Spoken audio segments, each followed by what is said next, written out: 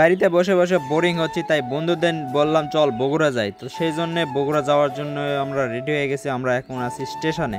Station থেকে ট্রেনে উঠে পড়লাম। আর আজকে কপালটা অনেক ভালো, কারণ আজকে আমি সিট পাইছি।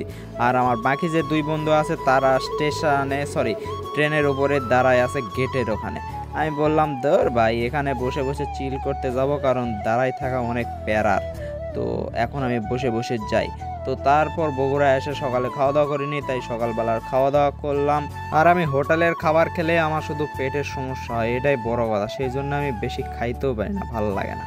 তো তারপর বগুড়া সিটির মধ্যে তিন বন্ধুদের নিয়ে রওনা দিয়ে দিলাম। আর সকালবেলা বগুড়া এখনও মনে করো পুরাপুরি কোনো কিছুই খোলামেলা হয়নি, আর যানবাহনও খুবই অল্প। মানে সকালবেলা বুঝতেই পারতেছো, সকালকাল ট্রেন ধরে বগুড়া আসছি, কারণ সকালবেলা ভোরের ট্রেনে না আসলে পরে আর কোনো ট্রেন পাবো না, আস্তে আস্তে বিকেল হয়ে যাবে। তো তাই সকালবেলা আসলাম। আসার পরেই তো সেন্ট্রাল মসজিদের সামনে একটু ফুটেজ নিচ্ছি। তো তোমরা একটু ফুটেজটা দেখো।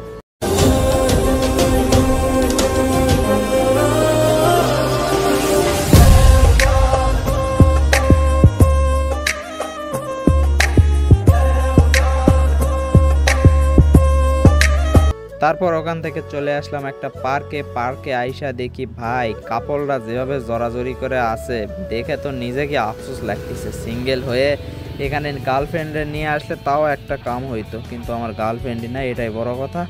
তো তারপর আমি তাদের দেখতেছি আর ভাবতেছি, ইরে বাবা কি লাইফ।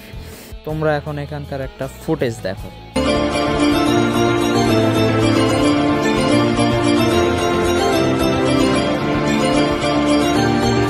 তারপর এখানে দেখি পোলাপানেরা পুকুরে সুইমিং রেস লাগছে। তো তাদের রেসটা দেখতেছি আর ভাবতেছি ভাই এত ছোট বাচ্চারা কিভাবে এত জোরে সাঁতার কাটে।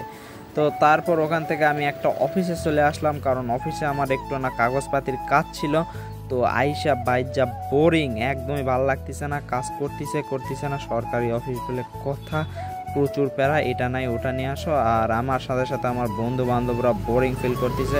তো তারপর বোরিং টোরিং বাদ দিয়ে আমরা চলে আসলাম বগুড়ার রানা প্লাজা। এখানে আইসা একটু ঘোরাফেরা করি, কোনো কেনাকাটা লাগলে কেনাকাটা করবো নি, প্যারা নাই। তো তারপর রানা প্লাজা থেকে একবারে প্রায় 3টা বাজে আমরা এখন খাওয়া দাওয়া করলাম। খাওয়া দাওয়া শেষে আমরা এখন বাসার উদ্দেশ্যে রওনা দিব।